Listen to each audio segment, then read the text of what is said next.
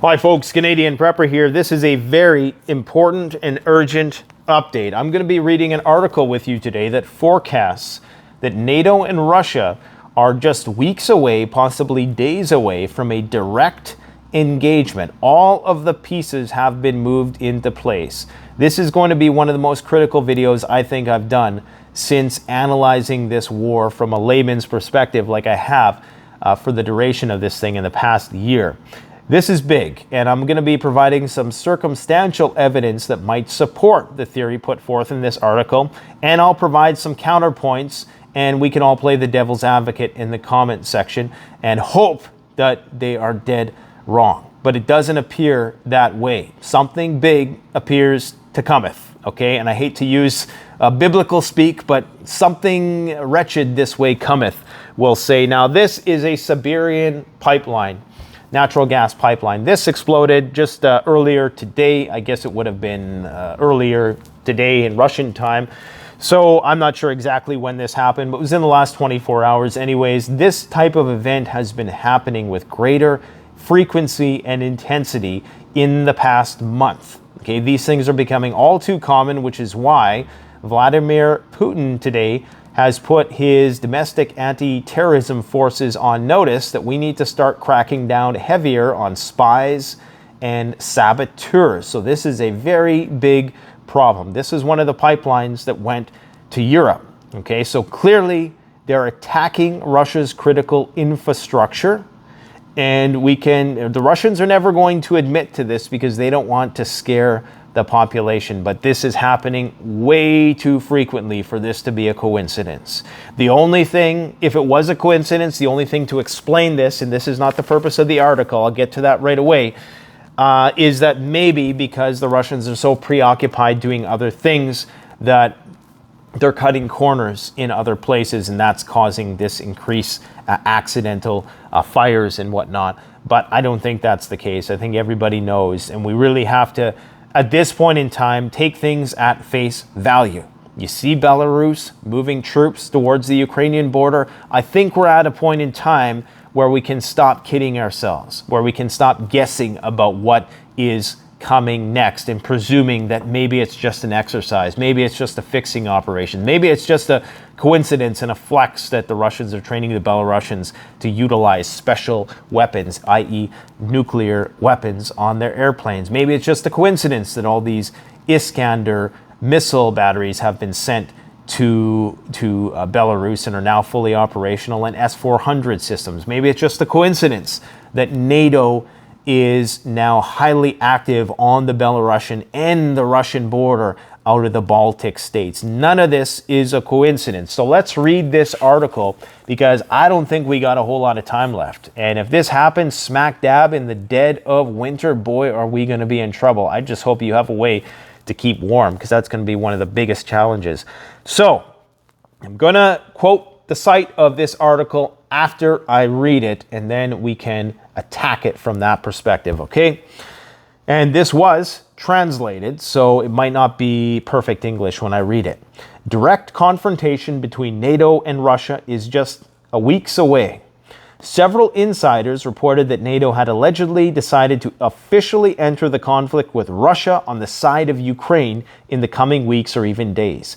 Such announcements were heard from officials of the Polish Ministry of Defense, the General Staff of the NATO alliance, officers of the French army, and of course, the Ukraine Ministry of Defense, who would love nothing more than for NATO to get involved in this conflict or anybody to come to their side, because clearly there have been some acts of desperation lately to try to bring NATO into the conflict. According to Boris Karpov, a documentary filmmaker and author of Chronicles of Russia Telegram channel, he says that NATO fears that Russia will launch a general offensive that will destroy the Ukrainian army not only in Donbass, but also in the territories that remain under Kiev's control.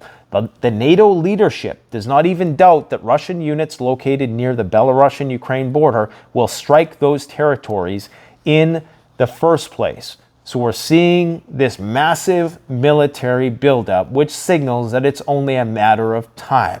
So NATO, he is saying, is fearing that Ukraine is going to be completely destroyed by this offensive, and that is unacceptable. NATO, he says, has always been very clear. Ukraine shall not lose. Thus, the only solution for Washington is to deploy alliance troops in Ukraine in hopes that this will stop the Russian offensive. They hope that Vladimir Putin will not want to confront NATO directly, given the possible nuclear consequences, and he therefore will retreat. However, the author of the article continues, despite the belligerent rhetoric, NATO's direct intervention in the Ukraine conflict could be impossible for several reasons. On the one hand, NATO talks about the current shortage of ammunition and equipment against the backdrop of massive arms shipments to Ukraine. To this point, I would say that I don't think it matters. Simply having a presence on the ground will prompt the Russians to either be deterred or directly engaged. And once those forces are directly engaged, that's when all hell could potentially break loose. And we're not talking about just fighting with tanks. We're talking about lobbing missiles from every possible direction. On the other hand, the peoples of Europe are hardly ready to support the war, since they are now more concerned with their survival in the winter season. Now, to add to this point, Survivability just came out with a video today that indicated that Germany has already depleted in one day, just in one day, not already, but just today, has depleted, or yesterday, depleted 1% of their natural gas reserves, their liquid natural gas that they were saving up all year. At that rate, they are running out in just a few months.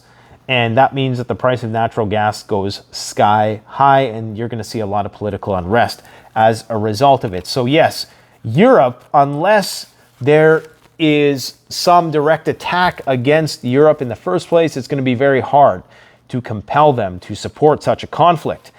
What French insiders say, the French army is currently divided into three groups: bellicose officers who have never seen a war up close, those who want to remain neutral because they think it's better for the French army to protect the interests of France alone, and those who believe that this conflict does not concern the French and they do not need to interfere in it. Obviously, the first one on that list were the ones who want to go to war because they haven't experienced it yet. Meanwhile, exercises to prepare for high-intensity war have been going on in France since March. First, they were held in central France at military bases in sparsely populated areas. Now the French military men practice skills of conducting combat actions under conditions of urban settlements. As for President Macron's statements, President of France, who said that he would like the conflict to end as a result of peaceful negotiations, French officers believe that this is just a red herring to give the US and EU time to replenish their arms stocks. Now recall that Angela Merkel confessed just the other day that all of this stuff about the Minsk agreements was just a stalling tactic so that they could prepare the Ukrainians to fight the Russians, that all along they never had any intention, NATO that is, of honoring these agreements, meaning that they knew that this war was inevitable. They knew that this very day, where we're at right now, was going to come at some point in time. That is incredibly telling, guys. That means that the planning for this thing extends way back, and it's far more clandestine than I think anybody believes. And to be brutally honest, I don't know how much time I have left to report on this stuff before we get shut down, because I think as this war approaches our doorstep, that's when the noose is going to be put around a lot of independent, alternatively minded people like myself who are just trying to decipher the fog of war, because we understand how important that is to preparedness. I'll shut up and I'll keep reading the article. Politicians stick to their line. On the contrary, the governments of Europe and the United States fight the temptation to get involved in the war as the economic crisis in Western countries has been gaining momentum. While this is true, remember, war economy is a great way to take attention away from the fact that the shizzy is hitting the fizzy. Look at Argentina right now. Talk about bread and circuses.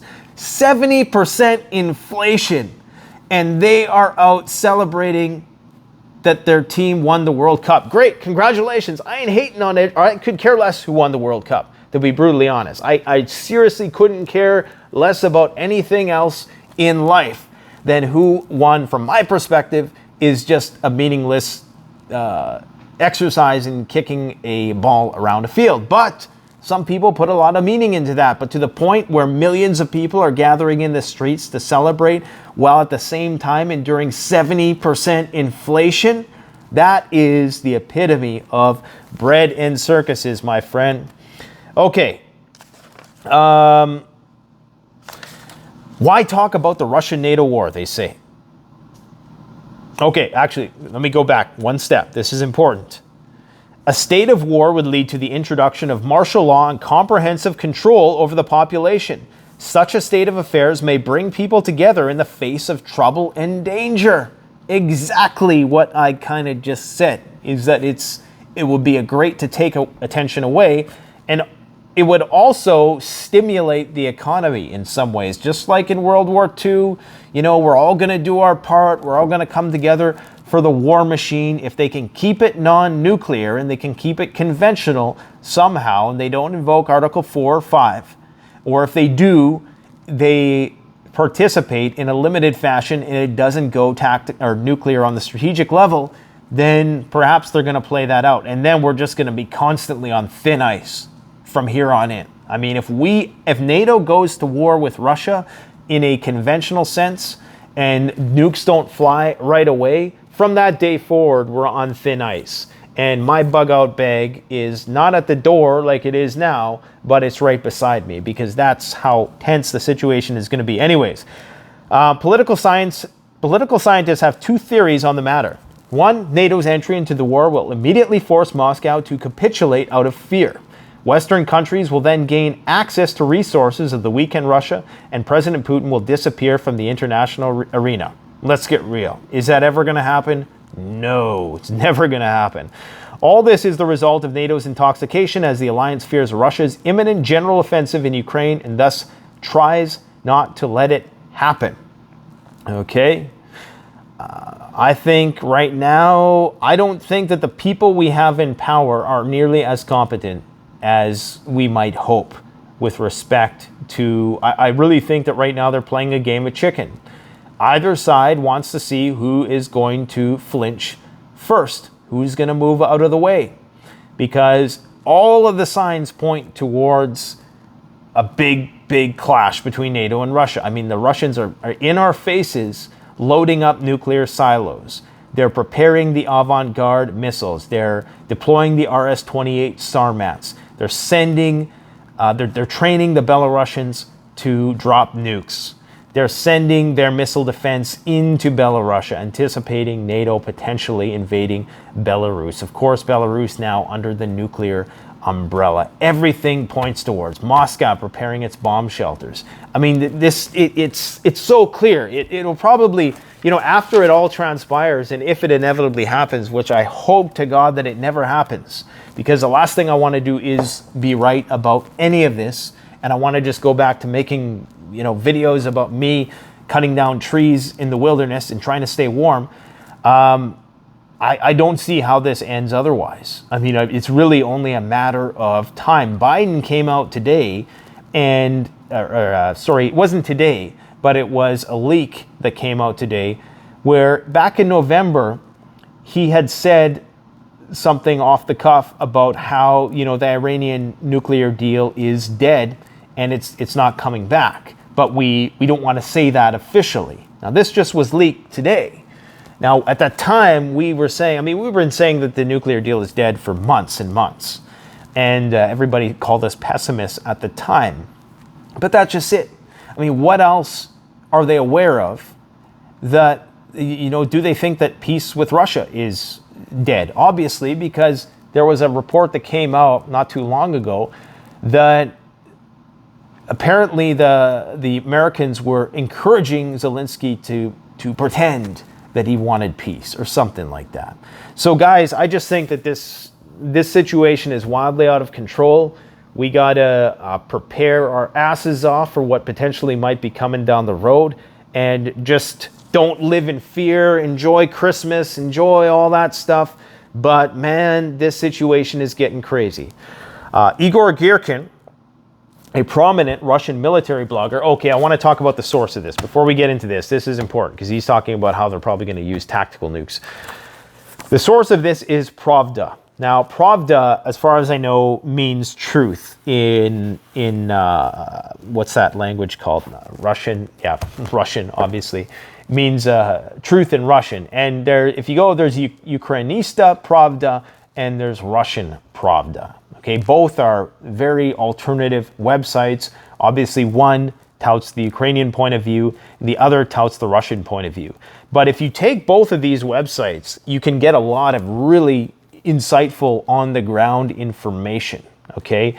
And depending on what side you're on, obviously it is going to be provocative in some way, shape, or form, but I would encourage you to check those out on a frequent basis if you want maybe a bit more insider information with respect to what is going to be coming next. Anyways, that's where that was from.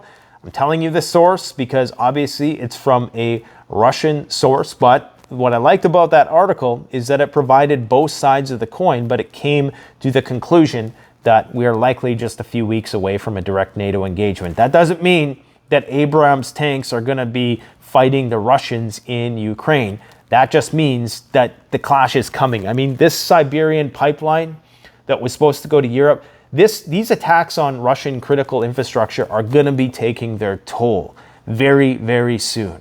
The Russian oil tanker situation, because of the price cap, has already taken its toll. Taken, a little Freudian slip there. And their exports are down by like half. So this is taking a toll on the Russian economy. Russia is being pushed and prodded. We've attacked their nuclear triad, the Crimean Bridge, the Nord Stream. All of these things are starting to add up. It's only a matter of time before they make a statement. And it appears as though the stuff that's going on in Belarus is just setting the groundwork so that they can be ready to respond when the shit hits the fan.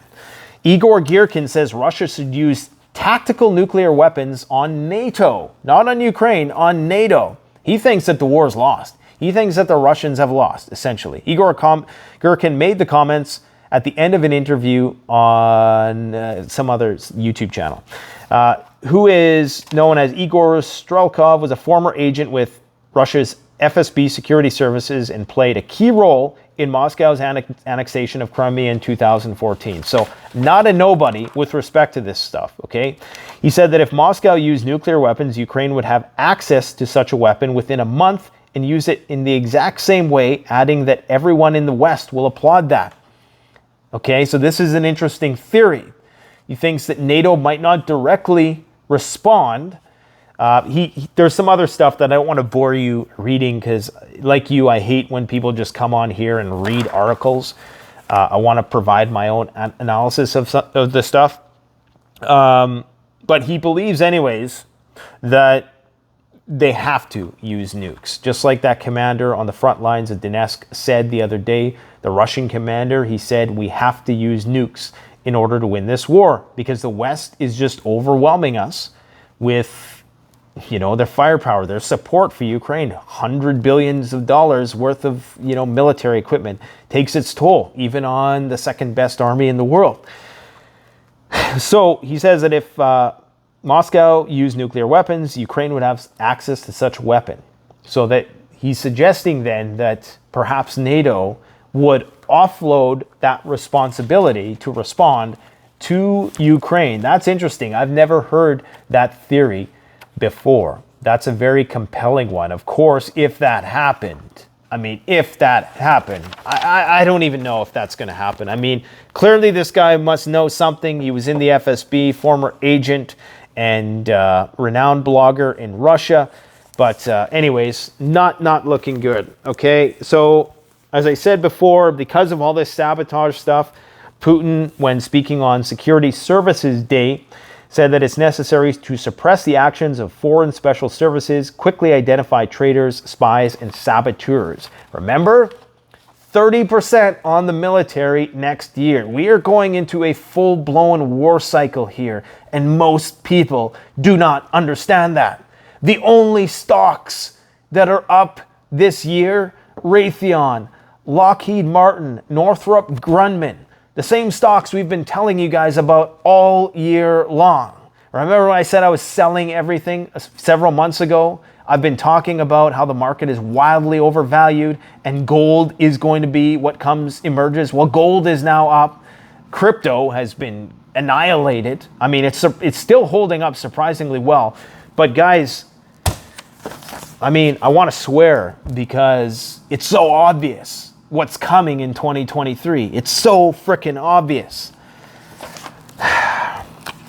Putin has also instructed to organize interaction between authorities on issues of mobilization. So he wants to form a working group to ensure the interaction of public authorities and organizations on issues of mobilization training and mobilization, social and legal protection of Russian citizens participating in the special military operation. Well, why would he want to do this if mobilization was over? Remember?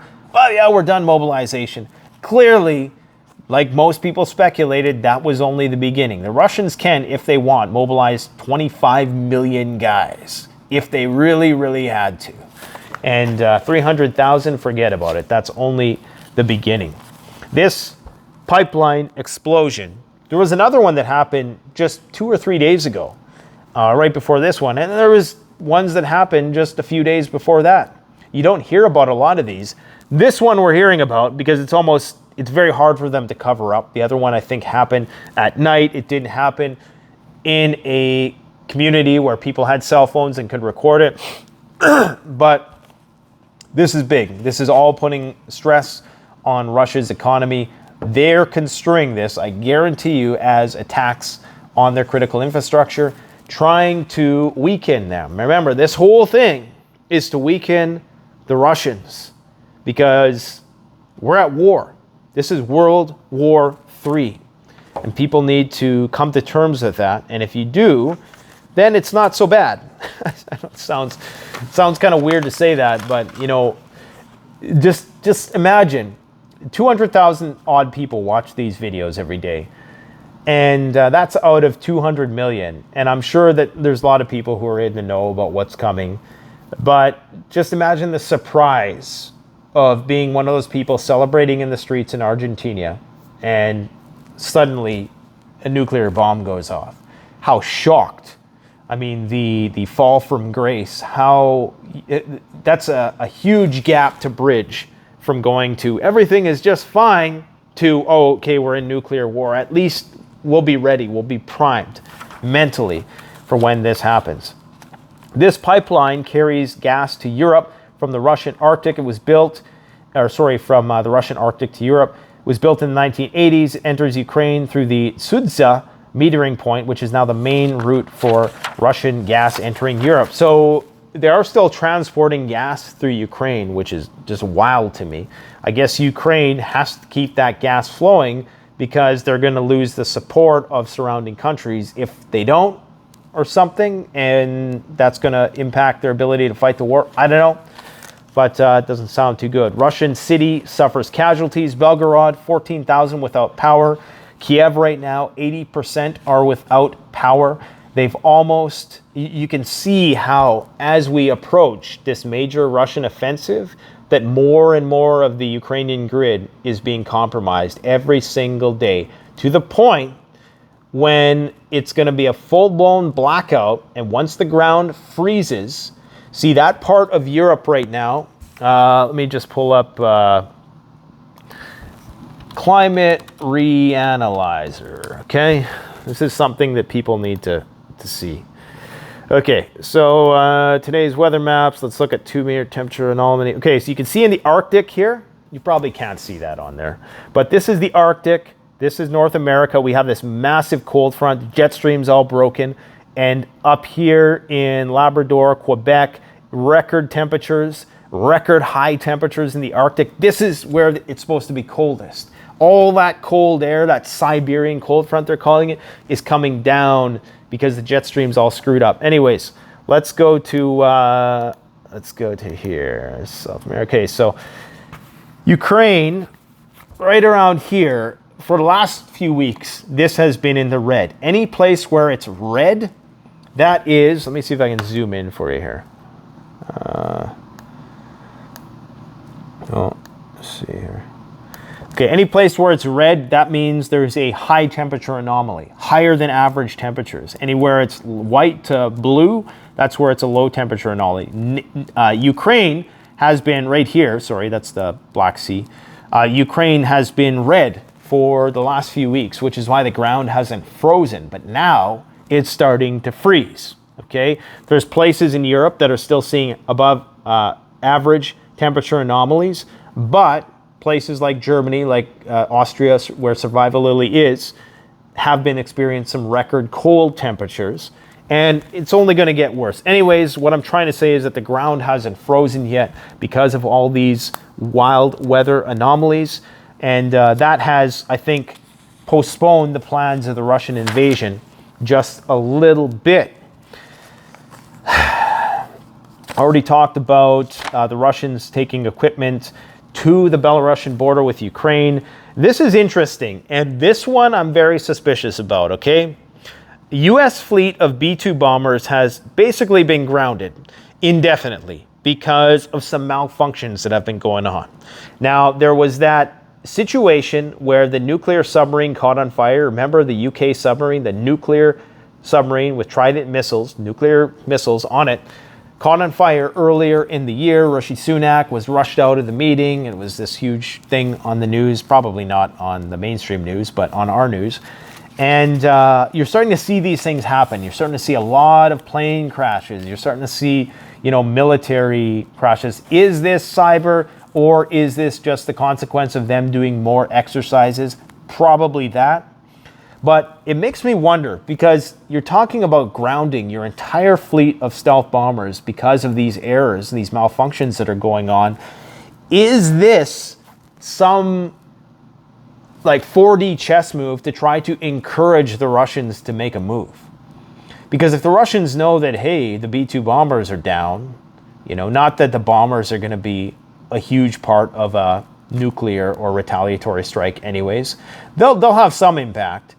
But based on the people I've talked to who are experts on this topic, for which there are a few people who are truly honest experts about this topic, they say that the bombers are the weakest link in the nuclear triad, and they'll likely be destroyed immediately.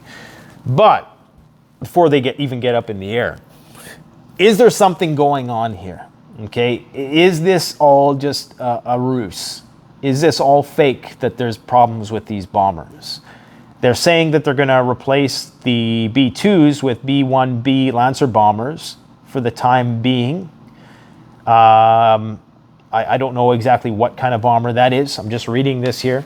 But it seems very suspicious that right now, of all times, the Russians are literally loading nukes in the silos so that we can see that happening. One of the telltale signs that nuclear war is imminent. Why are they suddenly making it known that the strategic, the most powerful aspect of the aerial nuclear triad is, why would they broadcast? This should be top secret stuff. Something tells me that there's more to that story. Anyways, you guys let me know what you think in the comment section below. Russian ally deploys new weapons. Biden says that the Iranian nuclear deal is dead. This whole Trump stuff, I think that could potentially lead to civil war, to be brutally honest. If he actually gets charged, they go through with it. I think that, and I'm not saying that from a matter of preference or anything like that. I'm in no way, shape, or form affiliated or can be implicated in any sort of activity that might transpire as a result of what's going to happen here if he gets charged. But if that happens, expect the shit to hit the fan, okay? What else we got going on here? Canada going after Russian oligarchs. That's great, yeah, because we can really fight the Russians. Russian oil exports collapsing. There also was an interesting article here on nuclear fusion and how it's likely going to be privatized, but it's really not. Like we've said, we've debunked that. There's an article on Big Think that debunks the whole cold fusion breakthrough thing. It's all just kind of, yes, there was a breakthrough, but not nearly as significant as people think. It still takes 100 times the amount of energy as it was created, meaning that it's a long ways off. But when it finally does get here, even though we paid for it as taxpayers for the research, funding for it. It's likely going to fall into private hands. It's going to get patented, and they're going to sell it back to us. Let me know what you guys think in the comment section below. I'm out of time. Canadian Prepper out.